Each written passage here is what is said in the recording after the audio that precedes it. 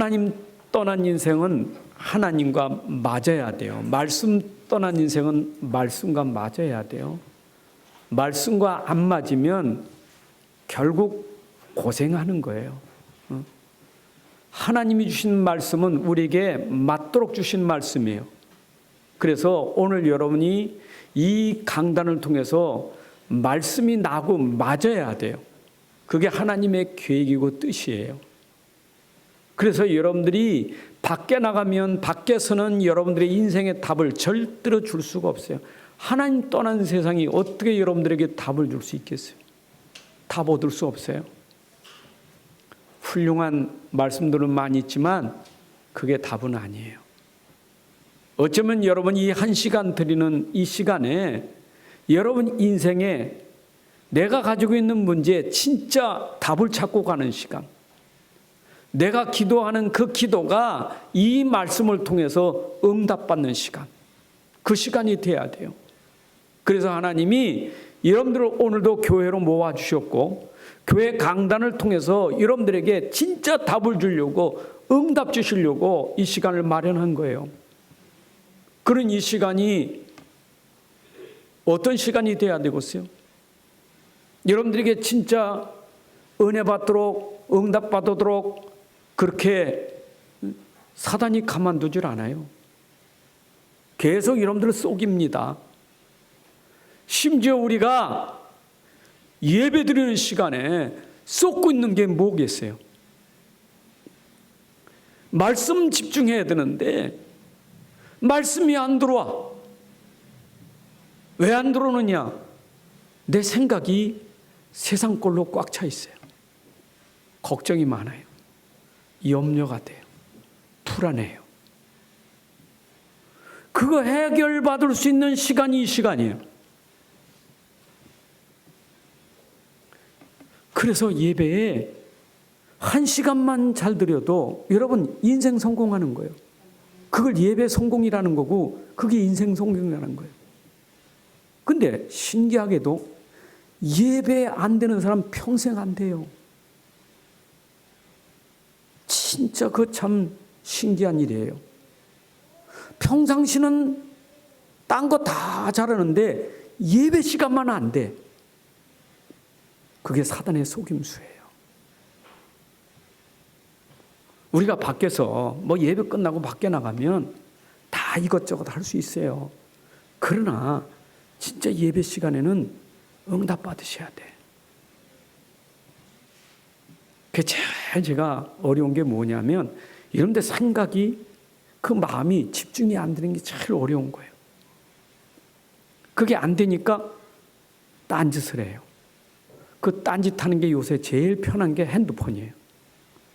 그래서 렘넌트들이 그 예배 시간에 핸드폰을 놓지 못해요. 그냥 생각이 안 되니까 집중이 안 되니까 거기에 집중하고 있는 거예요. 집착하는 거죠. 그니 이 아이가 언제 응답 받겠어요? 근데 어른들도 심지어 예배 시간에 핸드폰 보는 사람 많아요. 여러분 진짜 예배 성공하려면 그래서 핸드폰을 어떤 때는 가져오지 않던지 꺼놓던지 아니면 주차를 잘 해놓고 오던지 예배 방해되지 않도록 해야 돼요. 제가 서론에 이 얘기를 드리냐, 여러분 오신 거 너무 귀해요. 이 자리에 앉은 게 너무 소중하고 귀해요. 근데 이 자리까지 와서도 내가 그냥 간다면 억울한 일이 얼마나 억울한 일이에요. 너무 억울하잖아요. 내가 시간 들여서 왔는데 그 시간에 그냥 왔다 간다. 그냥 난 교회 갔다 왔어. 그것하고 내가 예배 시간에 진짜 오늘 나는 말씀 듣다가 다 찾았어. 나는 이게 응답인 걸 몰랐어. 나는 문제로 왔는데 이게 문제가 아니라 하나님의 응답이었구나. 여러분들이 이렇게 찾고 간다면 이 사람은 진짜 복 있는 사람이에요. 그래서 이거 잘 여러분들에게 전달하려고 해서 쓰는 게 예화예요. 그래서 예화를 하는 거예요. 예화는 눈에 보이는 현실을 가지고 예화하는 거야. 눈에 보이는 것 가지고. 눈에 보이지 않는 것 설명하려니까 눈에 보이는 것 가지고 설명해야 된단 말이요. 근데 눈에 보이는 것도 사실적이고 실적인 거 가지고 설명해야 되지, 실제적인 거 아니고 설명하면 안 맞잖아요. 그러니까 눈에 보이는 것은 당연한 거, 실제적인 것, 사실적인 거 가지고 여러분들에게 예화를 드는 거예요. 예수님도 예화 들 때 실제적인 거 예를 들었잖아요. 여러분 얼마나 쉽습니까? 응? 씨 뿌리는 비유도 얼마나 쉬운 예입니까? 당연한 거 아니에요? 응? 마른 땅에 씨 뿌리면 어떻게 돼요? 새가 쪼아 먹지. 당연한 얘기 아닙니까? 가시덤불에 떨어지면 올라오다가 가시덤불 때문에 열매 맺을 수 없잖아요. 돌밭에 떨어지면 햇빛이 쨍쨍되면 타서 없어지잖아요. 그래서 좋은 밭에 떨어져야 열매 맺는다. 얼마나 쉬운 이해예요. 근데 그거 얘기하려고, 그게 지금 본론은 아니잖아요. 그거 얘기할 때는 진짜 말씀하실 게 있어서 그 얘기한 거지. 당연한 얘기 아닙니까? 제가 언제나 서론 얘기할 때는 여러분들이 당연한 걸로 듣고 있는 거예요. 예를 들 때 당연한 거, 전 당연한 얘기하는 거예요. 자, 예를 들어봅시다. 제가 예를 드는 거예요. 여러분, 가을날 산에 올라가면 먹을 거 많잖아요. 얼마나 열매들이 많습니까? 솔직히 그 열매 다 먹을 수 있습니까? 열매 있는데 그 열매 열렸다고 다 먹을 수 있냐고요? 먹을 수 없는 거 많잖아요. 먹을 수 있는 게 있고 먹을 수 없는 게 있잖아요. 다 따먹는 건 아니잖아요. 우리가 산에 가면 버섯 많잖아요. 버섯은 이쁜 버섯도 있고 좀 모양도 깨진 거 있고 그렇잖아요. 버섯이라고 다 먹진 않잖아요. 독버섯도 있지. 아니, 여러분들이 지금 예를 드는 거, 이거는 당연한 얘기, 실제적인 얘기 아니? 그러면 그 얘기를 왜 할까? 그걸 먹더라도 알고 먹어야 되지. 모르고 먹으면 안 되잖아요. 버섯 따다가 찌개 끓인다고 그냥 넣으면, 모르고 먹으면 죽는 거예요. 알고 먹어야 되지. 알아야 된단 말이야. 그럼 우리가 뭘 알아야 되겠습니까? 세상 사람들은요, 우리가 꼭 알아야 될 걸 모르고 사는 거예요. 세상 사람들은. 그러니까 우리는 세상 사람들이 모르고 있는 거 꼭 알아야 될 게 있어. 자, 세상 사람들 추구하는 행복이 뭘까요? 그 행복의 조건이 세상 사람들로 말할 때는 맞는 얘기예요. 그렇잖아요. 돈 있으면 행복하잖아요. 돈 있으면 행복하잖아요. 그 세상 사람들은 돈 자꾸 가지려고 해. 왜? 그게 있으면 행복하니까. 내가 성공해야 돼. 그래서 내가 성공하면 내가 행복할 수 있어. 그렇죠. 성공해야 되지, 실패하는 것보다. 맞잖아요. 근데 그 사람들이 그런 것은 얼마나 집착하며 잘합니까? 근데 그 이면에 꼭 알아야 될 건 모르고 있단 말이에요. 모르고 있어요.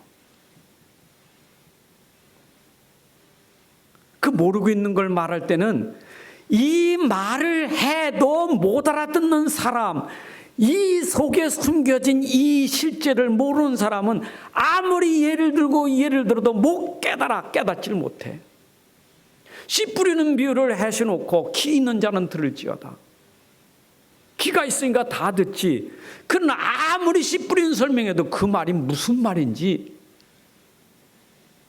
그 속에 숨겨진 영적인 얘기하면 못 알아들어요. 눈에 안 보이는 얘기 있잖아요.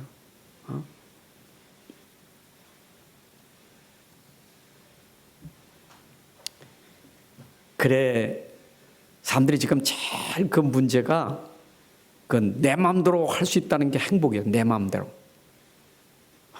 자꾸 내도 지 마음대로 하게. 그게 그 아이를 행복하게 만드는 거야. 나도 내 마음대로 해야 돼. 창세기 6장 2절을 보니까 자기 좋아하는 대로, 내 좋은 대로 하면 돼. 사사기 24장 13절에 보니까 24장 13절 내 좋은 대로 내 소견대로 하잖아요. 자기 좋은 대로, 자기 옳은 대로, 자기 소견대로. 그래서 지금도 이거 가지고 사람들이 말하는 게 뭐냐? 인권이라는 거요. 자기 좋은 대로 하는 거 건들지 마라. 그 건드는 게 인권이요. 저 사람 왜 인권을 건드려? 저 사람의 권리가 안 되고 권리를 왜 당신이 막느냐? 인권이요. 내버려둬. 그게 동성애예요. 왜 그거 자꾸 뭐라래? 자기 좋은 대로 하도록 내버려두지. 그게 인권이라니까. 얼마나 인권하면 아니 어린아이들이 선생님을 고발한다니까. 아니 막대기 하나 단 이등병이 장군을 고발해. 회사 들어가면 신입사원이 사장님을 고발해요.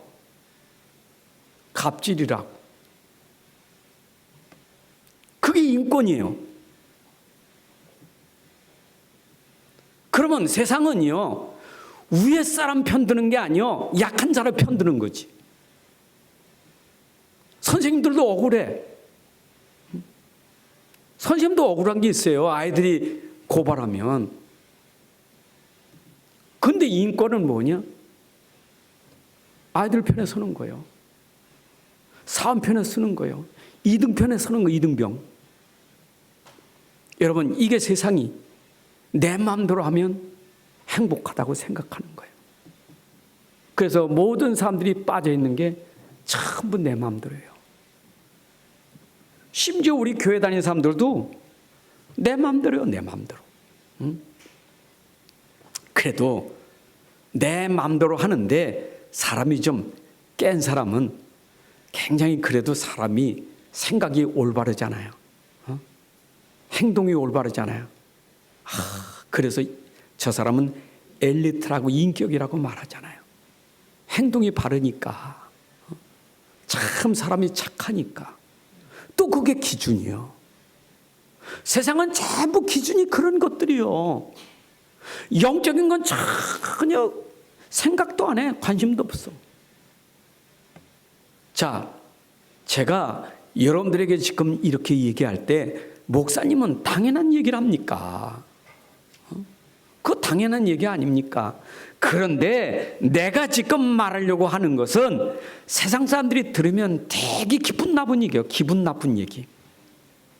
세상 사람이 들으면 기분 나쁜 얘기요. 제가 영접 기도 시키다가 영접 기도하는 사람이 기도를 안 해. 따라하지 않아. 나는 죄인입니다. 안 따라해. 벌떡 일어나더라고. 안 따라하고. 나가버렸어. 근데 얘기가 뭐냐? 기분 나쁘게 나보고 죄인이랬다고. 성경은 의인 없나니 하나도 없다. 모든 사람이 죄인이다. 다 죄인이여. 기분 나빠. 왜 내가 죄인이여? 나 바르게 사는데, 나 착하게 사는데, 내 깨끗하게 사는데 왜 나보고 죄인이라 그래? 다시 한번 말씀드릴게요. 열매라는 것은 못된 나무는 못된 열매 맺고 좋은 나무는 좋은 열매 맺게 돼 있어요. 예수님도 비유 말씀하신 거예요. 그러면 세상이 모든 사람이 죄를 범하였음에 의인 없나니 하나도 없다. 다 죄인이다면 죄인에게 나오는 열매는 무슨 열매겠어요? 당연한 게 아니겠어요? 죄 열매가 나오지 당연히. 나무가 못된데 못된 열매 맺는 게 당연하지. 죄인에게 나오는 열매는 당연히 죄 열매지.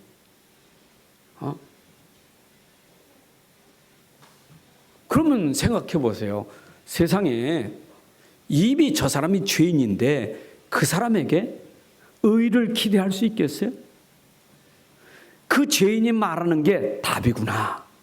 그래, 저렇게 살아야 돼. 되겠어요? 성경으로 말하면 죄인은 절대로 착하게 살아도 죄인이고 못되게 살아도 죄인이에요. 죄인이에요. 죄인이 돈 벌면 행복하게 되지만 죄인은 돈 번 것 가지고도 불행해요. 죄인이기 때문에. 이게 성경에서 말하고 있는 숨겨진 비밀이에요. 이걸 영적 비밀이라는 거예요. 제가 오늘 여러분들에게 말씀드리려고 하는 것은 바로 영적인 얘기예요. 영적인 비밀이에요. 교회는 이 얘기하려고 교회를 세웠고 성경은 이 얘기하려고 성경을 기록하는 거예요. 성경이 여러분들에게 세상 얘기하려고 성경 기록하고 강단에 목사 세워서 세상 얘기하려고 여기 종을 세운 게 아니에요. 세상이 절대 모르는 것, 세상이 말하지 못하는 것, 그거 말하려고 성경을 주셨고 그 성경을 오늘 여러분들에게 전달하는 거예요. 인간이 절대 해결할 수 없는 문제가 죄 문제예요. 그 죄 문제가 처음부터 가지고 있는 하나님 떠난 죄 문제예요.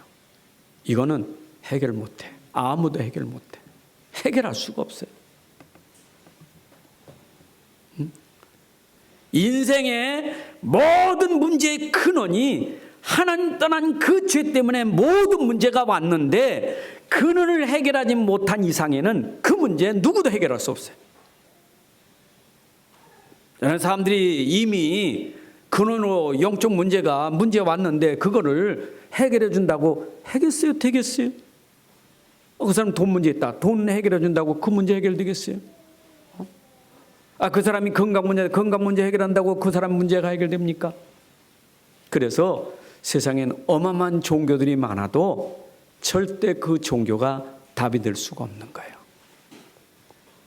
인생의 이 근원적인 문제, 영적인 문제 해결하는 길은 오직 하나님이 주신 말씀밖에 없어요. 우리는 말씀이 우리에게 답이 돼야 돼요.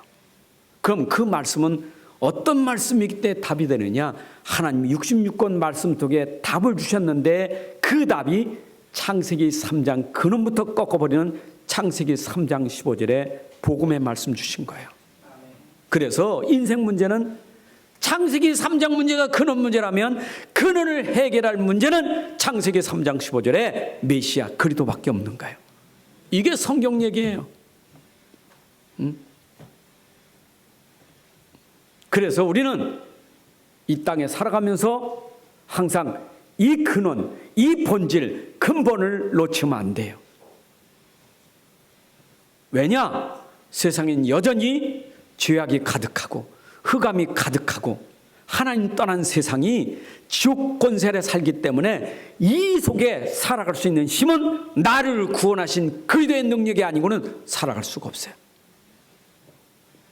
여러분에게 답은 그리스도고 그리스도는 지금도 내게 능력이요.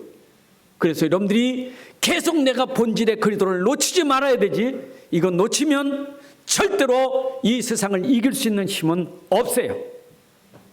여러분들 세상 이길 수 없어요. 세상을 이기는 힘은 우리 안에 계신 그리스도를 믿는 믿음만 이길 수 있는 거예요.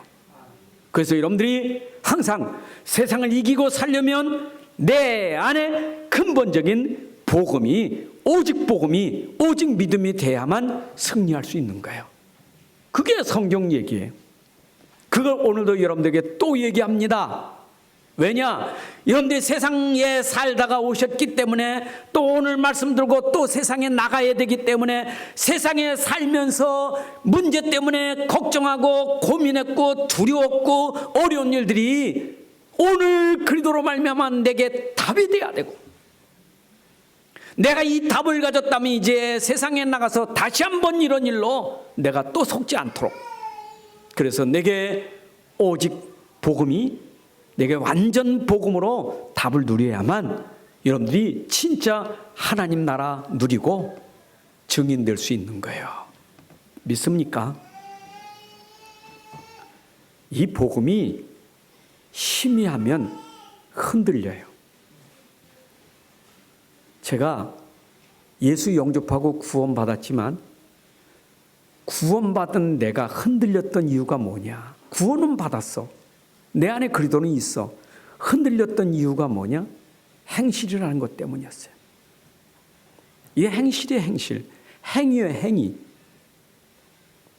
그래서 저는 요한복음 15장 1절부터 5절에 있는 그 말씀이 내가 목사가 돼가도 그것도 계속 엉뚱하게 틀리게, 이 틀린 걸 자꾸 붙잡고 있었기 때문에 나도 힘들고, 틀린 거 붙잡고 말하는 내가 현장에 있는 사람들 얼마나 힘들게 말해.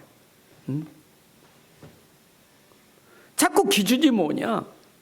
분명히 거기에 예수님 말씀하기를 나는 포도나고 너희는 가지니, 나는 포도나무고 너희는 가지니, 가지는 나무에 붙어 있으면 절로 열매를 맺나니, 나를 떠나면, 가지가 나를 떠나면 너희가 아무것도 할 수 없느니라.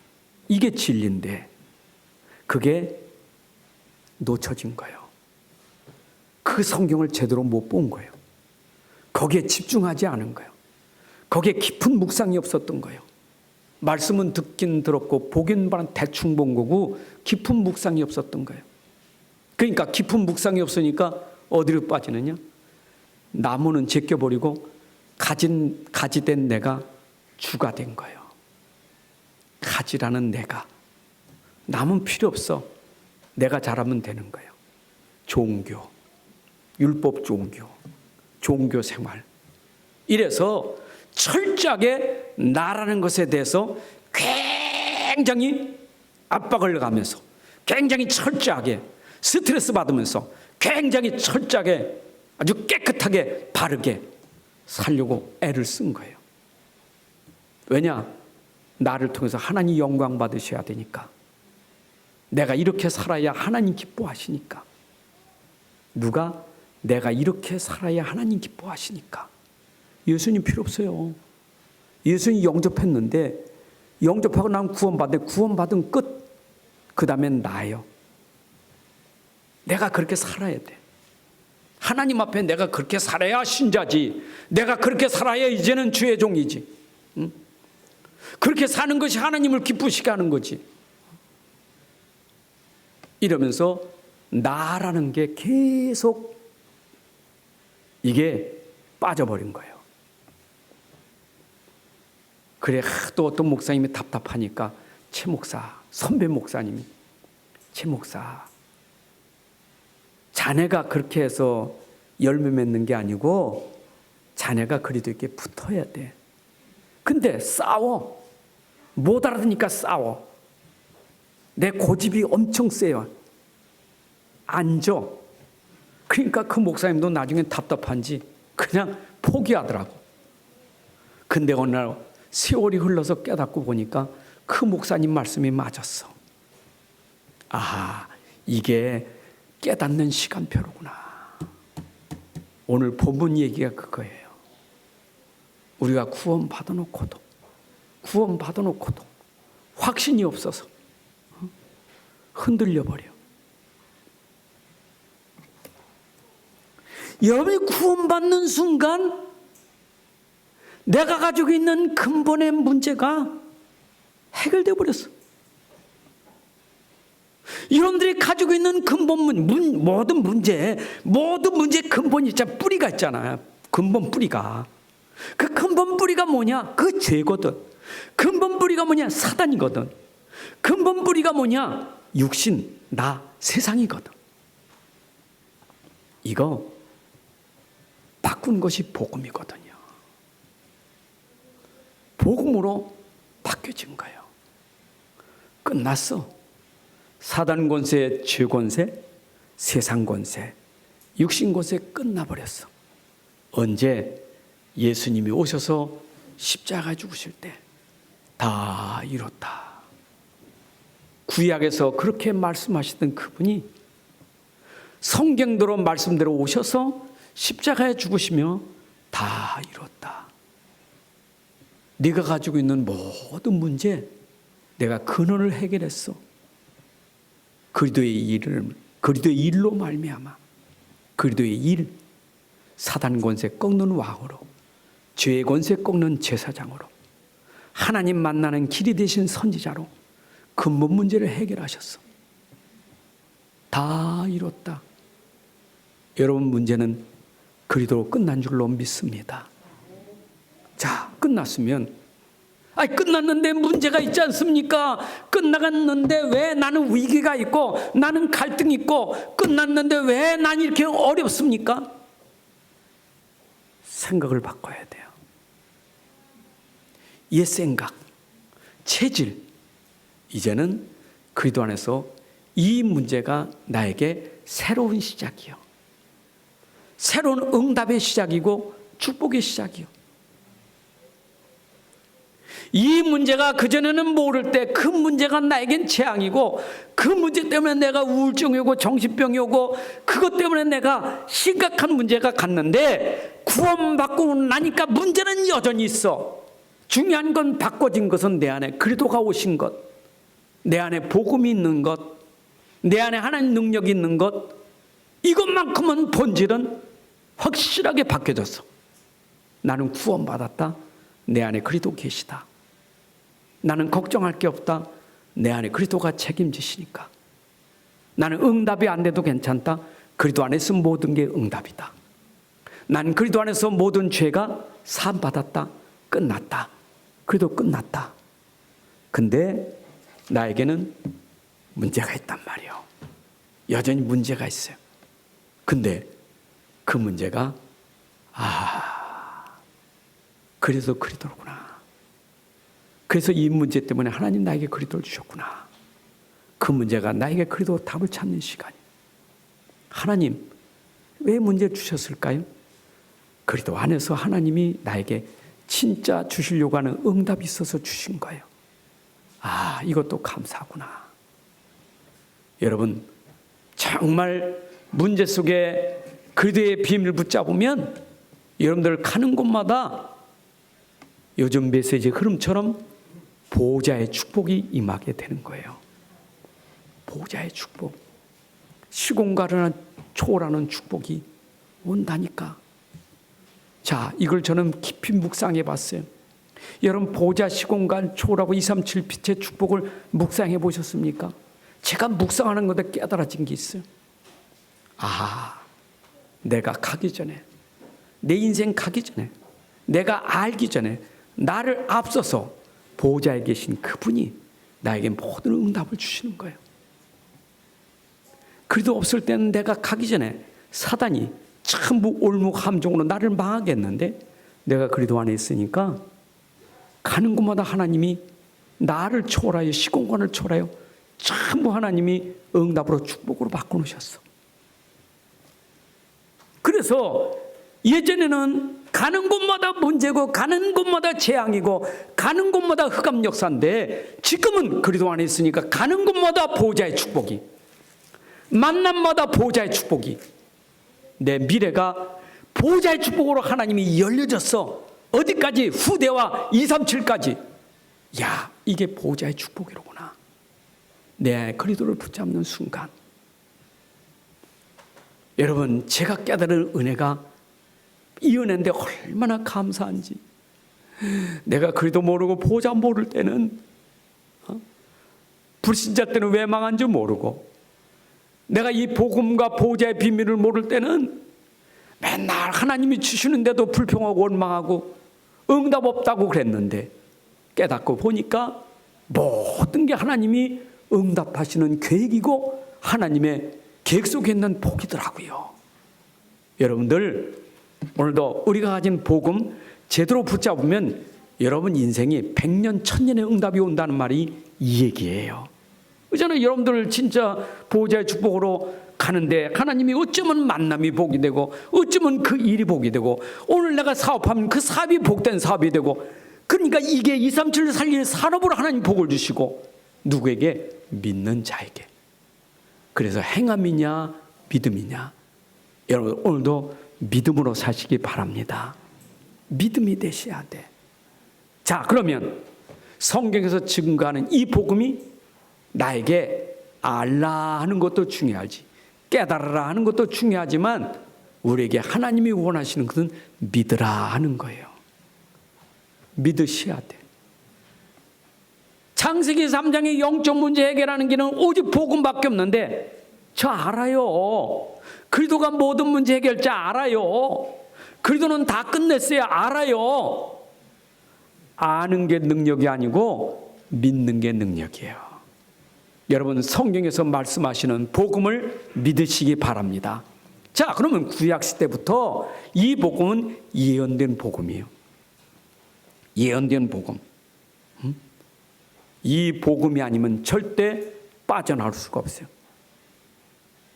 모든 사람은 복음을 믿어야 돼요. 복음 안 믿으면 절대 빠져나올 수 없어요. 어디에서 못 빠져나옵니까? 우리가 아직 죄인 되었을 때, 우리가 죄 가운데 있어서 못 빠져나와요. 그 죄가 영적인 문제인데, 영적인 문제, 구체적으로 우리에게 설명되고 있는 영적 문제가 뭐냐? 나 중심이에요. 하나님 떠나니까 나요. 못 빠져나와요. 여러분 복음 믿지 않으면 못 빠져나와요.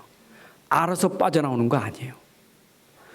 여러분의 그리스도가 내 안에 있는데 이 그리스도는 능력인데 믿지 않으면 여러분 절대 나 못 빠져나와요. 내 안에 그리스도는 있는데 내가 주인이요. 못 빠져나와요. 그분이 진짜 능력이고 그분이 진짜 하나님인 사실을 믿어버리면 내가 빠져나와요. 내가 할 게 없잖아요. 내 안에 그리스도가 능력이고 하나님인데 믿어야 빠져나오지 믿지 않으면 빠져나올 수 없어. 그러니까 평생 그리스도는 있는데 나 이것 때문에 늘 시달리고 어려운 거예요. 다 나 중심이요. 나 중심의 특징은 뭐냐? 돈이요. 굉장히 계산이 많아요. 계산이 많다니까 나 중심은. 밖에 나와요. 얼마나 계산이 많은가. 제가 요즘에 운전하고 다니거나 길을 지나가거나 어떤 사거리 만나면 10사람 중에 한두 사람 착한 사람도 있지만 착한 사람. 그런데 거의가 나 중심이에요. 조금만 앞으로 가면 기분 나빠. 조금만 밀고 들어오면 기분 나빠. 그죠? 빵하든지 화를 내든지 소리를 질러. 자기 이익이 돼야 돼. 손해보면 화나버려. 세상은 결국 그런 속에서 우리가 살아가고 있는 거예요. 얼마 전에 제가 어떤 목사님하고 아프신 목사님 본죽 하나 좀 사드려야 되겠다고 본죽 가게를 들어갔어. 근데 주차를 잘못해 들어갔어.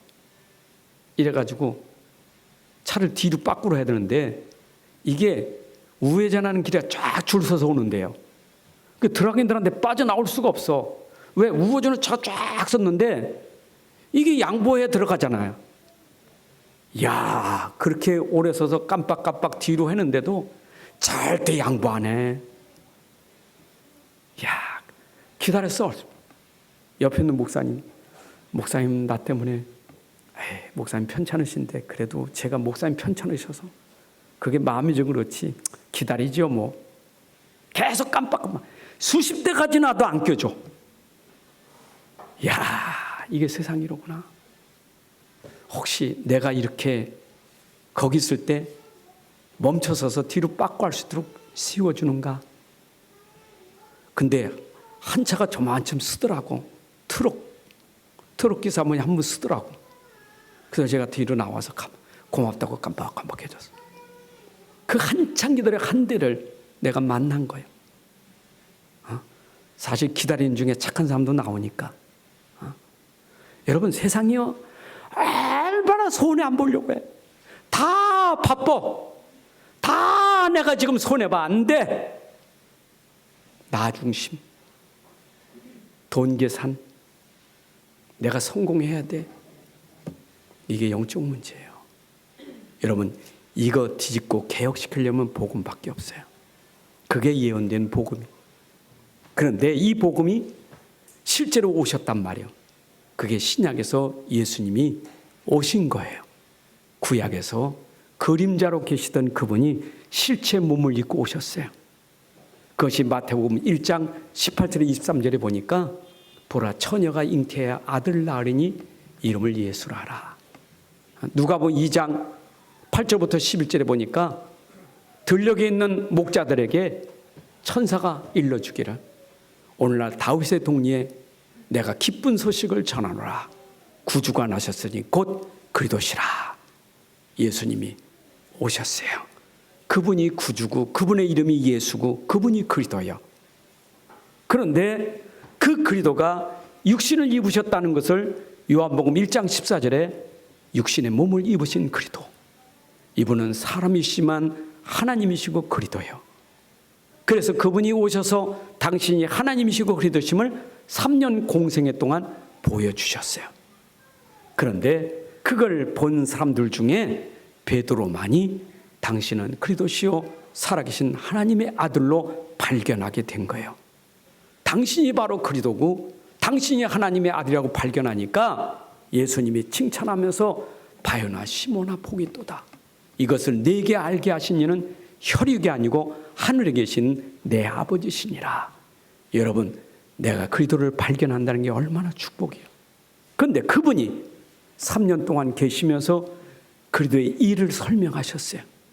죄 문제 해결하시고 귀신에게 묶인 자 해방시켜 주시고 심지어 죽은 자까지도 살려내는 그리스도가 되심을 설명하셨어요. 그리고 당시 십자가에 죽으실 것을 예언하셨어요. 그리고 십자가에 죽으셔서 말씀대로 우리가 가진 이 근본의 문제, 죄, 귀신, 사탄의 권세, 지옥 권세를 다 이뤘다 끝내신 것이 복음서예요. 예수님이 십자가에서 우리 인생의 문제를 다 해결하셨어요. 믿습니까? 이게 성경 얘기요. 구약 성경에는 예언하시더니 신약에는 예수님이 오셔서 성경대로 죽으시고 성경대로 다시 살아나셨으니 이가 과연 그리스도시요 살아계신 하나님의 아들이시다 이 말. 그러면 이 그리스도는 부활하셔서 지금도 살아계신 그리스도예요. 이것이 사도행전 1장 1절에 살아계신 그리스도, 지금 살아계신 그리스도가 어디에? 여러분 안에 내 안에 있는 그리스도라 이 말이요. 어떻게요? 믿을 때 그리스도가 보혜사 성령을 보내사 내 안에 성령으로 말미암아 내 안에 그리스도를 내 안에서 증거하게 하시고 믿게 하시고, 이것이 내 안에 계신 성령의 역사로 우리가 오늘 살아계신 그리스도를 믿고 사는 거예요. 믿었더니 내게 하나님 나라가 임하게 되고, 하나님 나라가 임하니까 가는 곳마다 내가 흑암 현장에, 사단의 현장에, 이 세상 현장에 하나님 나라를 증거하는 그리스도의 증이 된 것이요. 이것이 사도행전이요.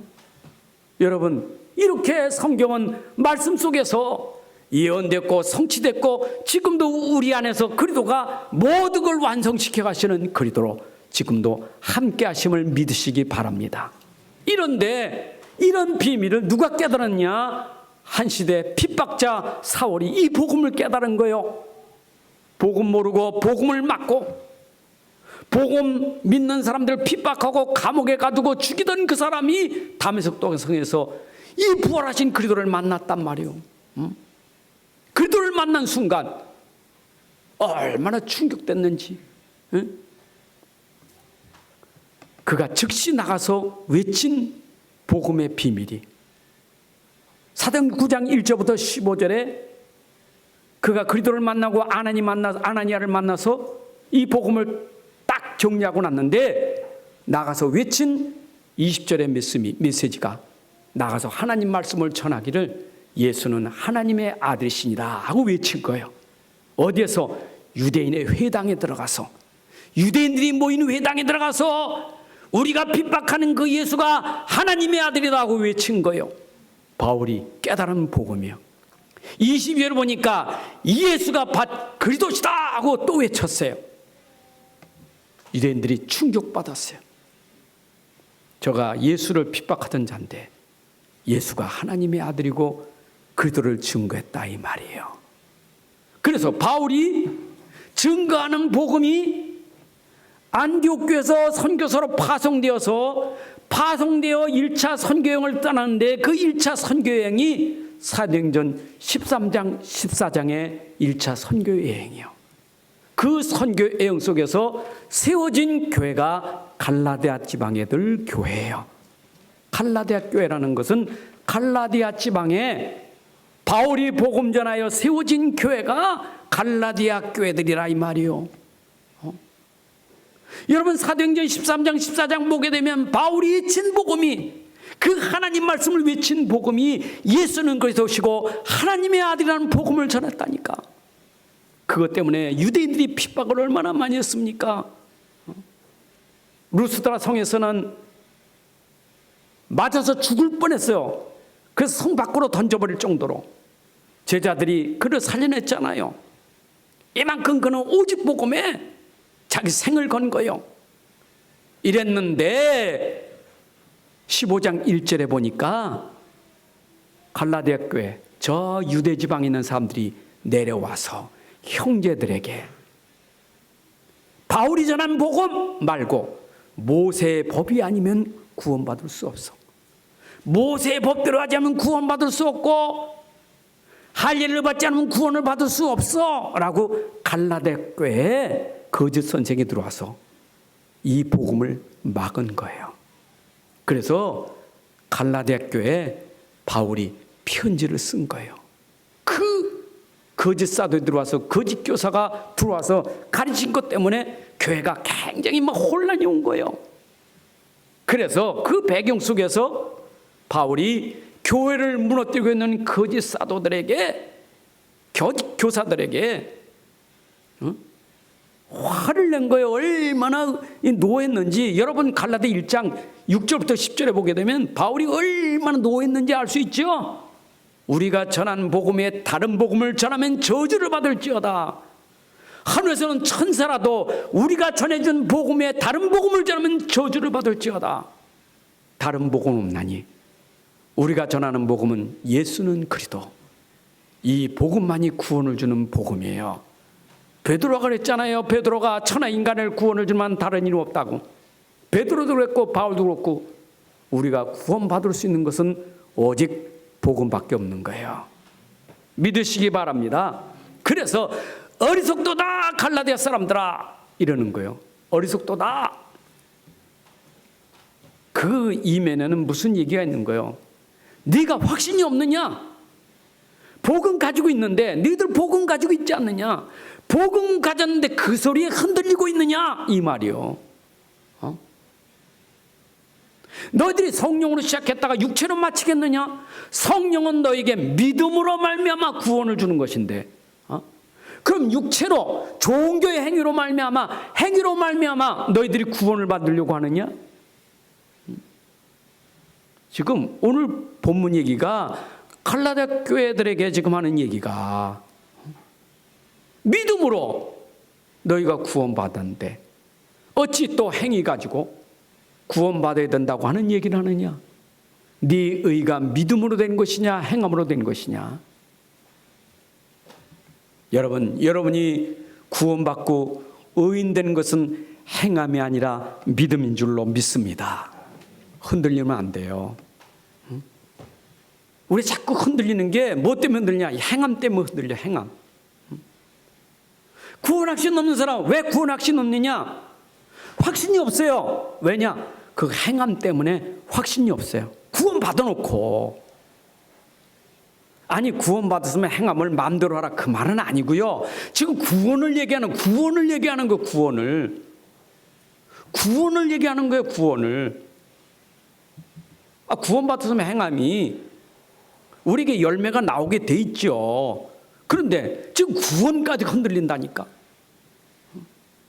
그러니까 내가 예전에 그랬지만 제가 이 복음 깨닫고 전도하다가 성도들에게 이 복음을 초창기에 제가 대구 있을 때 초창기에 복음 깨닫고 온 성도 신방하면서 이 구원 얘기를 했다니까. 다 예수님 믿는데 구원 얘기하니까 확신이 없어. 야, 내가 그동안 이 행위를 너무 얘기했구나. 성도들이 거의 행위에 빠졌구나. 이걸 깨달았어요. 지금도 행위에 빠진 사람 많아요. 그러니까 처음부터 흔들리는 거예요. 어리석도다. 갈라디아 사람들아, 너희가 구원받은 것이 믿으면 되는 것인데. 여러분, 구원이 확신 들어와야 승리도 확신할 수 있는 거고, 인도도 확신할 수 있는 거고, 사죄 확신도 있는 거고, 기도응답 확신도 있는 거예요. 그걸 5가지 확신이라는 거예요. 그 구원의 확신 들리면 다 흔들려요. 내가 죄사함 받았나? 내 기도가 응답되는가? 내가 이래가지고 어떻게 내가 승리하는가?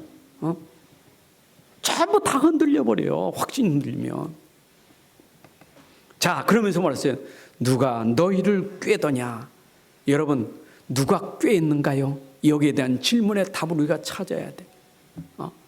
자, 에덴 동산에서 아담과 하와가 하나님이 약속한 말씀을 딱 붙잡아야 돼. 그 말씀은 근본이요, 본질이요. 네가 에덴 동산에 있는 모든 과일은 임의로 먹을 수 있으나 저 중앙에 있는 선악을 알는 과일은 먹지 마라. 먹으면 정령 죽으리라. 하나님 말씀이에요. 하나님 말씀이라니까. 근데 누가 꾀더냐 이 말이요. 뱀 속에 사단이 들어가가지고 하와를 꾀잖아요. 유혹하잖아요. 아니요, 먹어도 안 죽어. 너 먹어도 안 죽어. 아니, 하나님 말씀은 죽는다는데 안 죽어.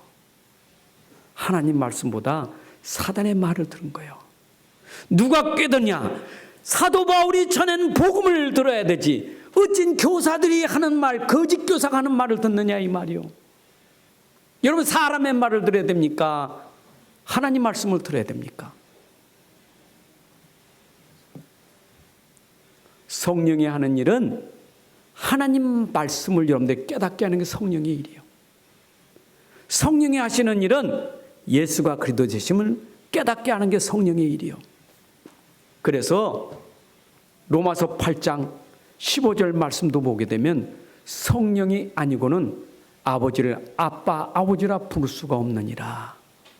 성령으로 말미암아 하나님이 아버지라 부를 수 있는 거예요. 고린도서 2장 10절 12절에 보니까 성령이 아니고는 우리가 영적인 진리를 깨달을 수가 없어요. 우리 안에 오신 성령이 여러분들에게 복음을 깨닫게 하고 복음을 믿게 한 거예요. 그게 성령이 하신 일이에요. 그런데 너희가 성령으로 시작한 일을 어리석도다. 사람의 말을 듣고, 어째 사람의 말을 듣고 너희가 육체로 마치겠느냐. 성령으로 시작했다가. 그럼 우리가 많은 괴로움을 받았던 것이 헛되냐? 여러분, 이 복음이 우리에게 전달되는데 얼마나 핍박이 많았고 환난이 많았겠어요. 여러분들 진짜 예수 믿을 때 우리 믿음 과정에 우리에게 얼마나 환난과 핍박이 많았습니까? 그래도 성령은 그때마다 우리를 위로하면서 우리에게 능력으로 역사하셔서 핍박과 환난 가운데도 예수 믿게 하셨잖아요. 그런데 너희가 성령이 그렇게 하신 일을 헛되게 할 수 있느냐, 육체로.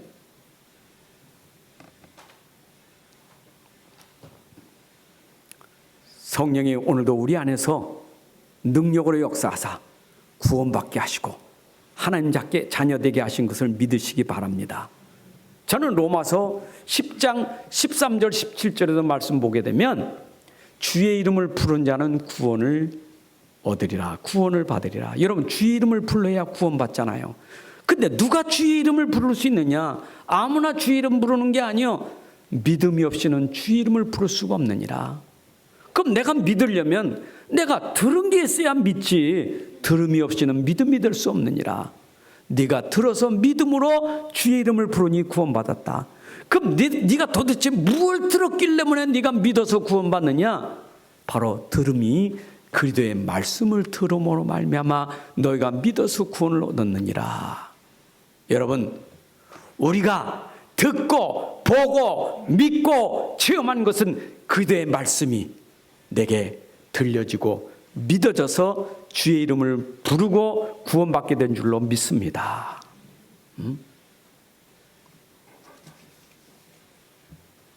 그러면서 구약에 우리 조상 아브라함을 비유하면서 말씀하셨어요. 우리 조상 아브라함이 어떻게 의인됐느냐? 예수님 오시기 전에, 어떻게 예수님 믿기 전에 어떻게 의인됐느냐? 아브라함도 믿음으로 의롭다함을 얻었느니라. 아브라함이 믿는 믿음은 뭡니까? 앞으로 오실 메시아를 믿음으로 의롭다함을 얻었느니라 이 말이요. 우리는 오신 그리스도를 믿음으로 의롭다함을 얻고 아브라함은 아직 오시지 않은 메시아를 믿음으로 의롭다함을 얻었으니 믿음 가진 자는 다 아브라함의 후손이 되느니라. 여러분, 그래서 우리의 믿음의 조상은 아브라함이에요. 아브라함의 기업을 이을 자, 아브라함의 복을 이을 자는 누구냐? 믿음 가진 자에게 아브라함에게 주었던 그 복이 우리에게 임하는 거예요.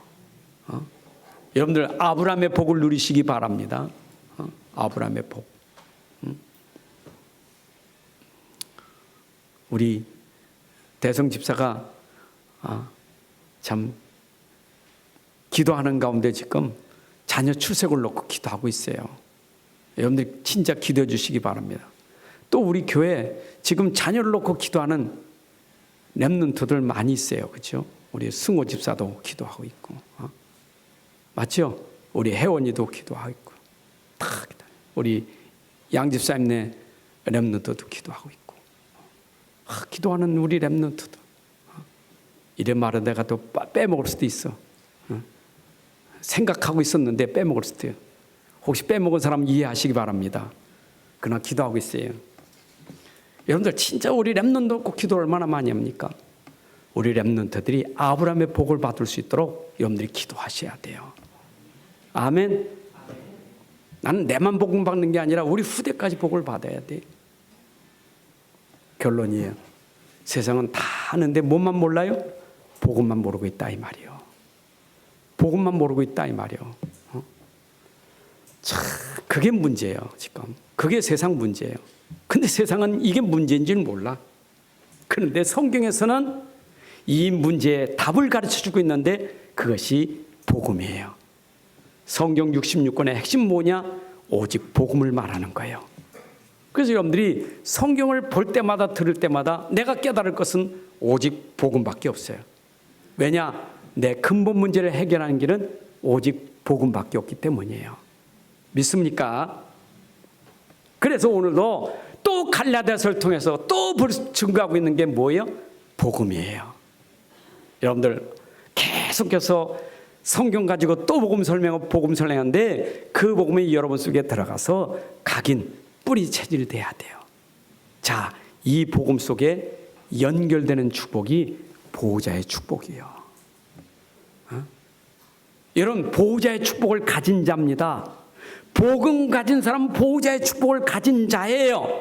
보호자의 축복을 받은 자예요. 복음 가진 사람은. 이거 여러분 믿으시기 바랍니다.